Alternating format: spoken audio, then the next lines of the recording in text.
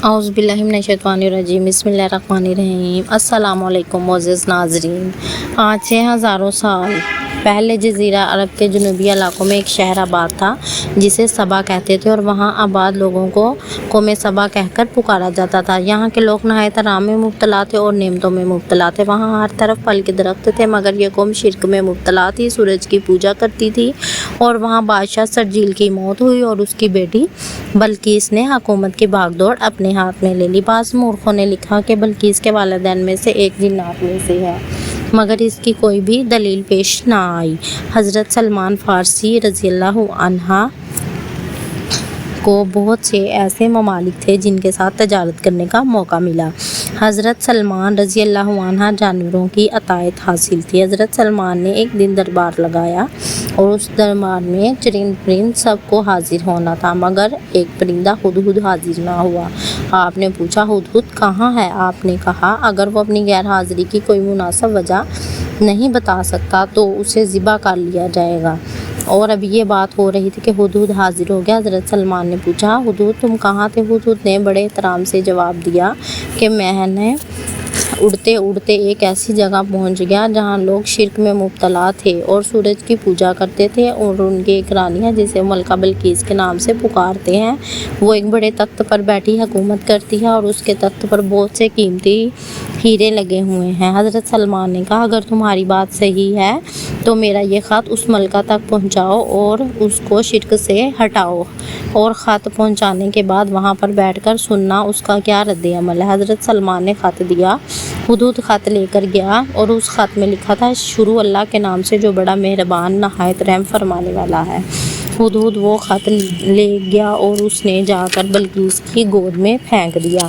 ملکہ بلقیس اس کی وجہ سے خط کو دیکھ کر کھڑی ہو گئی، اور اس کے دربار میں 300 کے قریب سردار بیٹھے تھے۔ انہوں نے اس خط سے بہت غصہ کیا۔ انہوں نے کہا، یہ ہماری توہین ہے، یہ ہمارے خلاف ہے، یہ ہمارے خلاف کوئی نئی سازش ہے۔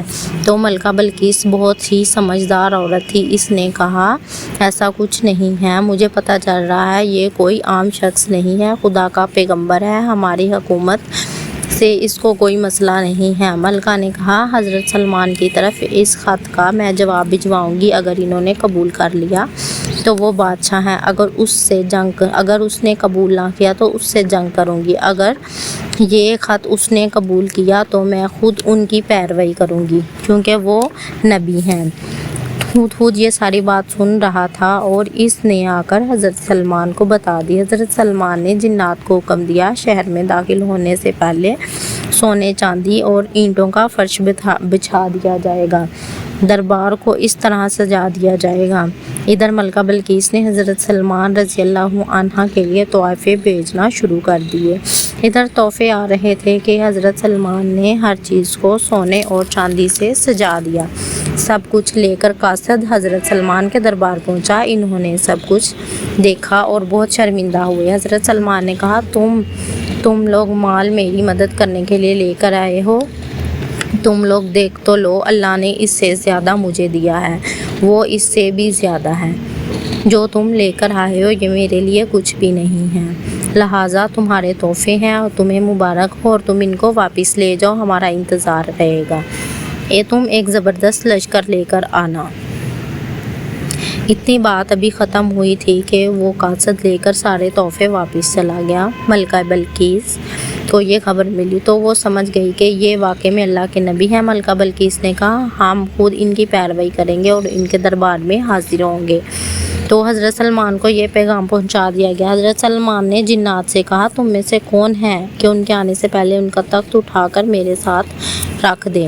پھر ایک شخص جس کے پاس علم تھا اس نے کہا، آپ کی آنکھ جھپکتے ہی میں ان کا تخت لا کر آپ کے ساتھ سجا دوں گا۔ حضرت سلمان نے وہ تخت اپنے پاس رکھا ہوا دیکھا، یہ میرا فضل ہے میرے اللہ کا کہ اتنی طاقت ہے میرے بندوں میں۔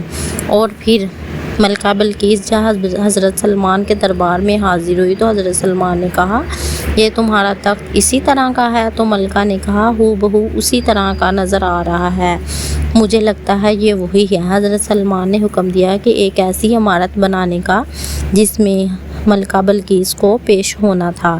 ادھر جب ملکہ بلقیس کو پیش ہونا تھا تو حضرت سلمان نے ایک ایسا محل اور عمارت بنانے کے لیے حکم دے دیا جس میں فرش جو ہے اس کے نیچے پانی ہو اور اس کے پیچھے مچھلیاں ہو۔ ملکہ بلقیس کو اس طرح محل میں بلایا تو وہ سمجھی کہ فرش میں پانی کا ایک حوض بنا ہوا ہے اور بہت شرمندہ ہوئی اور کہا کہ یا اللہ، اے میرے پروردگار، میں تو سورج کی پوجا کرتی تھی اور یہ حضرت سلمان کے ساتھ اللہ کی اطاعت قبول کر لی ہے۔ یا اللہ مجھے معاف کرنا، اور میں نے تیرا اسلام قبول کر لیا ہے انشاءاللہ۔